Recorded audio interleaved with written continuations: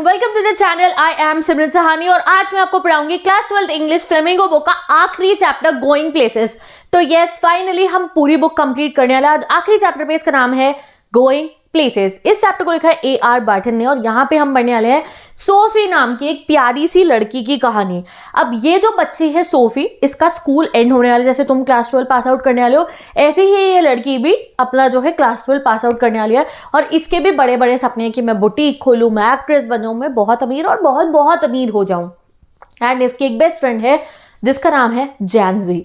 तो तुम अपनी बेस्टी, जैसे तुम्हारी बेस्ट फ्रेंड होती है, उसको अपनी लाइफ के सारे गोल्स बताते हो ना, शेयर करते हो मुझे ये करना है ये करना है। तो सोफी भी ऐसी अपनी दोस्त को अपने बारे में सब कुछ बताती है। बट प्रॉब्लम सोफी की ये है कि अब अपने गोल्स के लिए काम करने की जगह ये पूरा दिन बैठ के पता है क्या करती है।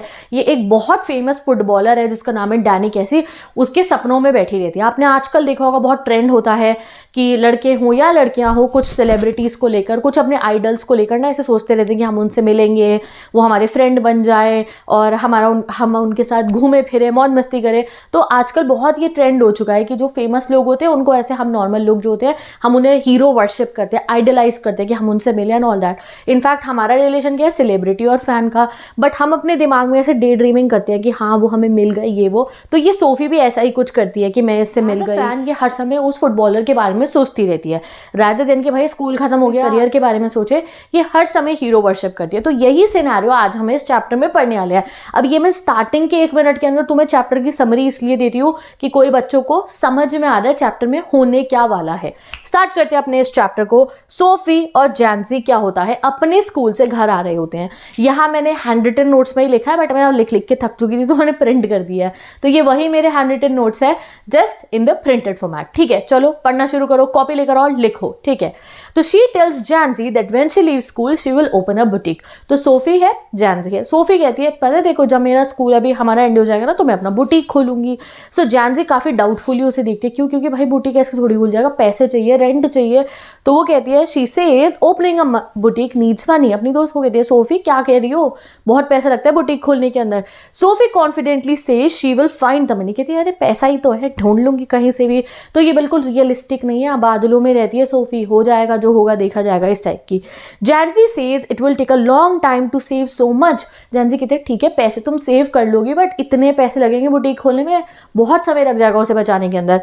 तो Sophie says she will become a manager first. Sophie कहती है एक काम करूंगी, मैं ना मैनेजर बन जाऊंगी, वहां से तो सैलरी मिलेगी, उसे सेव करके कल को मैं बुटीक खोल लूंगी। तो अब जो है She says she already knows how her boutique will look। कहती है और मुझे ये भी पता है कि जब बुटीक खोलूंगी ना तो वो ऐसा दिखेगा, टाउन का सबसे सुंदर बुटीक मेरा बुटीक होने वाला है। Then Janji says they won't make her manager directly। अब जानजी बहुत प्रैक्टिकल है, करीब मैनेजर ऐसे ही बना देगा कोई तेरे को, तेरे पे क्या क्वालिफिकेशन है जो वो तुझे बुटीक का मैनेजर या कहीं और का मैनेजर बनाएंगे। तो Sophie says then she will be like a fashion designer Mary Quant. तो कहते हैं ठीक है अगर ये मुझे मैनेजर नहीं बनाएंगे तो मैं वो एक मैरी क्वेंट डिजाइनर है ना, एक बहुत फेमस डिजाइनर है जिन्होंने खुद अपना करियर स्टार्ट करा था बिल्कुल अकेले सोलो तरीके से, तो मैं उनकी तरह बन जाऊंगी, मैनेजर वगैरह नहीं बनूंगी। तो she says she is natural talent, कि जैसे उनके पास में नेचुरल टैलेंट है ना मैरी क्वेंट पे, मैं भी ऐसी डिजाइनर बन जाऊंगी। अब बोर हो रहे हो ना तुम, जैनजी भी बोर हो गई थी। She imagines having the most amazing shop in the city. अब जैनजी सोफी की ये सब बातें सुन के कि मैं मैनेजर बनूंगी, ये बनूंगी वो बनूंगी, जैनजी बिकम सैड। जैनजी बहुत सैड हो जाते हैं। क्यों? क्योंकि उसे उन दोनों की रियलिटी पता थी कि जैसे ही उनकी क्लास 12 और स्कूल खत्म होगा, they both are destined to work in a biscuit factory.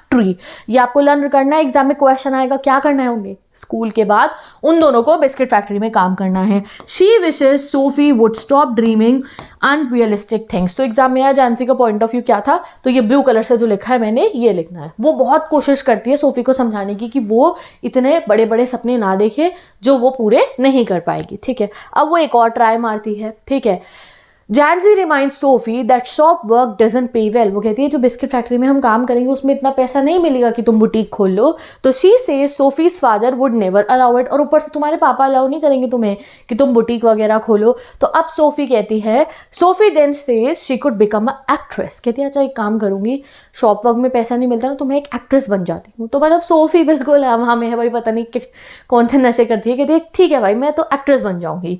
And she says actress earn real money. और एक्ट्रेस बनी तो बहुत पैसा होता है, तो भाई ठीक है, मैं एक्ट्रेस बन जाऊंगी और फैशन डिज़ाइनर भी बन जाऊंगी, एक्ट्रेस से जो पैसे कमाऊंगी उससे फैशन डिज़ाइनर बन जाऊंगी, डन डन, ऐसे मैं करूंगी। शी वॉन्ट्स समथिंग सोफिस्टिकेटेड, कह रही जो भी करूंगी ना कुछ सोफिस्टिकेटेड सा करूंगी कि मेरा पूरे शहर में नाम हो, इस टाइप का हाई क्लास काम मैं करूंगी। एंड ये बातें करते करते सोफी अपने घर पहुंच जाती है और कहती है बढ़िया सा बुटीक खोलूंगी मैं, I do this, I do that, और उसका घर आ जाता है। सोफी अपने घर के अंदर चली जाती है और जैनजी बाहर खड़े होकर अपनी दोस्त के लिए परेशान होती रहती है कि जब इसकी सपने टूटेंगे तो इसे बहुत बुरा लगेगा। अब सोफी ये बोलती हुई कि मैं बहुत बढ़िया अपना बुटीक बनाऊंगी अपने घर में एंटर करती है, घर पहुंच जाती है। अब जैसे ही वो घर पहुंचती है उसके पापा उसकी बात सुन लेते हैं, क्योंकि वो बोलते बोलते जाती है ना मैं ऐसा बुटीक बनाऊंगी, ये करूंगी। तो उसके पापा कहते हैं कि सोफी बेटा कभी पैसा है तो हमारे लिए एक अच्छा घर खरीद देना तुम। And what his father is doing, his father is eating shepherd pie quickly, एक खाना खा रहे हैं वो शेपर्ड पाई। और क्यों खा रहे हैं वो जल्दी जल्दी, क्योंकि अभी तो वो बस अपने काम से आए हैं, उन्होंने हाथ मुंह भी नहीं धोया है, बिल्कुल उनका फेस डर्टी है, बट उन्हें भूख लग रही थी तो वो पहले खाना खा रहे हैं। अब जैसे ही वो उस अपनी बेटी का मजाक उड़ाते हैं हमारे लिए बढ़िया घर खरीद देना, पैसे आए, तो उसका छोटा भाई था एक लिटिल डेरेक, एक बड़ा भाई भी है जिसके बारे में आगे बताऊंगी, छोटे भाई का नाम है डेरेक। ध्यान से सुनो ना, मतलब चैप्टर को आप ऐसा समझो कि एक स्टोरी है। इंग्लिश के हमारे फ्लेमिंगो के चैप्टर कोई बोरिंग है ही नहीं, इंटरेस्टिंग स्टोरी, और ये तो बहुत ही मज़ेदार है। तो लिटिल डेरेक ना सोफी का मजाक उड़ाते हैं, कहता है पापा इसे लगता है पैसे पेड़ पे उगते हैं कि ऐसी ही अपना बुटीक बना लेगी। एंड तभी सोफी उसकी मदर को देखती है, उसकी मदर घर में काम कर रही होती है। Sophie observes her mother carefully, her mother back is bent from hard work, उसकी मदर की जो कमर है ना वो झुक चुकी है इतना मेहनत कर करके, घर के काम कर करके। And her apron has a delicate बो, जो उन्होंने एप्रन पहन रखी है उस पर बहुत पतली सी बो बंद रखी है। Sophie notices the contrast between delicacy and hard life, कि क्या तो वो सोचती रहती है एक तरफ कि मैं इतनी बड़ी बड़ी जगहें खोलूंगी, बुटीक बनाऊंगी सुंदर ये वो, और कैसे माहौल में वो रहती है उसे वो रियलिटी हिट करती है। एक तरफ उसके घर का रूम जो बहुत छोटा है, डार्क है, स्टीमी है, dirty washing lines in the corner, यानी कि कोने में इतने बर्तन पड़े हैं, कपड़े पड़े हैं धोने को, जो सारा काम उसकी मम्मी ही करती हैं। सोफी फील इमोशनली चोक्ड, अब सोच तो वो रही थी मैं ये करूंगी, और अपनी रियलिटी जब वो देखती कि मैं ऐसे घर से हूँ तो उसे काफ़ी चोक महसूस होता है कि मैं क्या ही कर पाऊंगी यहाँ से। तो सोफी जो है अपना ध्यान भटकाने के लिए अपने भाई के रूम में चली जाती है जिसका नाम है जियोफ। ठीक है, Sophie goes to her brother Geoff. अब ये जो इसका बड़ा भाई है ये इसको जो है ना मतलब बहुत मानती है अपने बड़े भाई को। ठीक है, अब जियोफ क्या करता है, Geoff is fixing his motorcycle का पार्ट, ये एक मोटरसाइकिल के पार्ट को ठीक कर रहा है। He is an apprentice mechanic, apprentice mechanic मतलब ये मैकेनिक का काम सीख रहा है, जैसे मुकेश को मैकेनिक बनना है ना वो लॉ स्प्रिंग वाले को, ये भी वही काम सीख रहा है। He travels daily to work in another part of the city, ये कहाँ जाता है, सिटी के बहुत कोने के पार्ट में काम सीखने जाता है। और ये ग्रोन अप हो चुका है, स्कूल ये ड्रॉप आउट कर चुका है। तो Sophie feels he has a secret life she doesn't know about. अब क्योंकि जियोफ ना बोलता नहीं है, चुप रहता है, जबरदस्ती बातें निकलवानी पड़ती है इससे, तो इससे लगता है कि मेरा भाई ना मुझसे कुछ छुपा रहा है, इसकी तो कोई सीक्रेट लाइफ है वहाँ सिटी के अंदर। Geoff speaks very little, words have to be pulled out of him, मैंने कहा ना जबरदस्ती बुलवाना पड़ता है। Sophie feels jealous of his silence, Sophie को लगता है ये चुप रहता है मतलब ये कुछ छुपा रहा है। She imagine he visit exciting places, अब सोफी को क्या लगता है मेरा भाई जब शहर जाता है वो काम करने नहीं जा रहा, वो मौज मस्ती करने जा रहा है, वो तो अलग अलग जगहों पे जाता है। She feels a big world is waiting for her too, और उसे लगता है वहाँ शहर में एक नई दुनिया है, वो तो मेरा भी इंतजार कर रही है। She imagines riding on his bike wearing a yellow dress, तो वो इमेजिन करती कि काश एक दिन मेरा भाई भी मुझे मोटरसाइकिल पे अपने साथ घुमाने ले जाए, मैंने येलो कलर की ड्रेस पहनी हो। And she imagine applause welcoming them, और इमेजिन करे कि लोग हमें तालियां बजा के वेलकम कर रहे हो। तो सोफी बिल्कुल एक ड्रीम वर्ल्ड में रहती है। तो अब जियोफ वो मोटरसाइकिल के पार्ट को ही ठीक कर रहा था और सोफी से वो बात ही नहीं कर रहा था। Suddenly Sophie says she met Danny Casey, अब आ गया पिक्चर का हीरो हमारे, कौन, डैनी कैसी। डैनी कैसी कौन है, वही फुटबॉलर जिनको वो हीरो वर्शिप करती है। ठीक है, तो वो कहती है मैं ना डैनी कैसी से मिली थी अपने भाई की अटेंशन ग्रैब करने के लिए। डैनी कैसी is a famous young football player. अब जियोफ को उसकी बात पे यकीन नहीं होता है, तो कहती है यस यस मैं मिली हूँ उससे इन द आर्केड, आर्केड मतलब होता है बाजार के अंदर, रॉय सी की शॉप पे, यानी कि रॉय सी नाम का एक दुकान होगी उसकी शॉप पे मैं वहाँ मिली हूँ उनसे। तो वो कहता है अच्छा बता ना कैसे कैसे मिली तुम, पापा को बताया तुमने? तो वो कहती पापा को क्यों बताऊंगी मैं, तभी उसके पापा भी वहाँ बाहर से निकल के जा रहे थे। तो कहते बताना कैसे दिखता है वो, तो कहती वैसे ही दिखता है जैसे टीवी में दिखता है। कह रहा नहीं रियल में कैसे दिख रहा था बता। जियोफ पूछता है कि भाई वो जो डैनी कैसी है, क्योंकि वो भी डैनी कैसी का फैन है, कैसे दिख रहा था। तो वो एक्सप्लेन करती है he has green gentle eyes, not very tall, quite personality है। फिर सोचते हैं कि दांतों के बारे में कुछ बोल के थे, नहीं दांतों के बारे में नहीं बोलती। और जियोफ को उसकी स्टोरी पे बिल्कुल भी यकीन नहीं होता है कि मेरी बहन वहाँ मोहल्ले के एक बाज़ार की दुकान पे इतने बड़े फुटबॉलर से मिली है। इतने में ही उनका क्या हो जाता है, डिनर का टाइम हो जाता है। अब जब वो लोग डिनर कर रहे होते हैं, Geoff tell father that Sophie met Danny Casey. तो अब जियोफ के भी पेट में बात नहीं रहती, वो अपने पापा को बता देता है कि आपको पता है ये सोफी कह रही है वो डैनी कैसी से मिली है। Father looks at her with disbelieve, उसके पापा से ऐसे दिखते हैं शक्ल बना के, क्योंकि उन्हें पता है झूठ बोल लिया है ये, ठीक है। Father talks about knowing someone who knew Tom Finney. अब उसके फादर क्या कहते हैं, हाँ ठीक है मिली भी होगी तो क्या हुआ, मैं तो एक जने को जानता हूँ, वो टॉम फिनी से मिला था, ये कोई और फुटबॉलर है, जैसे कोई पुराने फुटबॉलर हैं ये। तो अब जियोफ की और उसके फादर की जो है बातचीत होगी डैनी कैसी को लेकर, क्योंकि डैनी कैसी का डाई हार्ट फैन है ये जियोफ, कि इसको बहुत ही ज़्यादा पसंद है और इसको इसके खिलाफ सुनना कुछ पसंद नहीं। तो वो कहता है अच्छा वो तो बहुत पुरानी बात है ना, और आप थोड़ी मिले थे, आपका कोई दोस्त मिला था टॉम फिनी से। तो फादर सेज डैनी कैसी might become a great one day. तो फादर उसके कहते हैं ये भी इतना बड़ा आदमी बन सकता है, इतना बड़ा फुटबॉलर बन सकता है टॉम फिनी जैसा। कौन, डैनी कैसी। He wants that young player face many distraction. और कहते हैं ये जो डैनी कैसी जैसे यंग प्लेयर है ना, अभी तो बहुत दिक्कतें आएंगी इनकी लाइफ में, डिस्ट्रैक्शन आएंगे, सही से करेंगे तभी ज़्यादा फेमस होंगे और अपना काम करेंगे। तो यहाँ पे जियोफ कहता है नहीं डैनी कैसी बहुत बढ़िया है, वो तो जीत ही जाएगा। तो इतने में सोफी बोल पड़ती है Danny will buy a shop in the arcade. अब पापा और बेटा किस पे डिस्कशन करें, डैनी कैसी के करियर पे। पूरी फैमिली इनकी अजीब है। इतने में ही सोफी क्या बोल पड़ती है, आपको पता है वो एक शॉप खरीदेगा बाजार के अंदर। एंड देन उसके पापा ना गुस्सा हो जाते हैं, कहते हैं ये जो इतनी वाइल्ड स्टोरीज अपनी बना रही हो ना, एक दिन मुसीबत में आ जाओगी, ये इतना झूठ बोल के, ये बोल के वो उसको डांट देते हैं और उनका डिनर खत्म हो जाता है। अब जैसे ही डिनर खत्म हो जाता है और रात हो जाती है, सोफी अपने भाई के कमरे में जाती है। उसके भाई का रूम डिस्क्राइब कर रखा है, येलो सी रोशनियाँ, और वहाँ हर जगह डैनी कैसी और उसके टीम के पोस्टर लगे, क्योंकि उसे फुटबॉल बहुत पसंद है और डैनी कैसी बहुत पसंद है, किसे, सोफी के भाई को। अब वो अपने भाई को जाके कहती है दैट मैं आपको कुछ बताऊंगी बट आप किसी और को मत बताना। वो कहते हैं ऐसा कुछ है ही नहीं, तू झूठ बोलेगी जो भी। वो कहती नहीं प्रॉमिस करो किसी को नहीं बताऊंगी। तो कहते ठीक है बता। तो she says Danny asked her to meet him next week for an autograph. कहता है कि सोफी क्या कहती है कि मुझे डैनी कैसी ने प्रॉमिस करा है कि हम अगले हफ्ते मिलते हैं डेट पे और वो मुझे उस पर ऑटोग्राफ दे देगा। जियोफ कहता है इससे अजीब बात मैंने दुनिया में कभी नहीं सुनी, इट्स इम्पॉसिबल। तो वो कहता है कि डैनी के पास तो बहुत सारी लड़कियां होंगी, तुझसे क्यों ही बात करेगा वो। तो सोफी कहती है नो ही इज़ डिफरेंट। तो वो कहता है अच्छा लड़के बड़े बताएंगे किसी को, वो भी डैनी कैसी कि हाँ उसके पास में गर्ल्स नहीं है। वो कहती है नहीं वो बहुत डिफरेंट है, बहुत क्वाइट सा है, जैसा आप समझ रहे हो वैसा नहीं है। उसने मुझे प्रॉमिस करा है कि वो मुझको ऑटोग्राफ देगा। अच्छा उसके बाद क्या हुआ कैसे हुआ, मतलब वो और जियोफ पूछना चाहता है। कहती है नहीं मुझे पता है, जैसे आप टीवी पे उसे देखते हो ना बिल्कुल शांत सा वो रहता है, वो रियल लाइफ में भी वैसा ही है। मैंने उससे ऑटोग्राफ के लिए मांगा, हम दोनों के पास पेन भी नहीं था, पेपर भी नहीं था।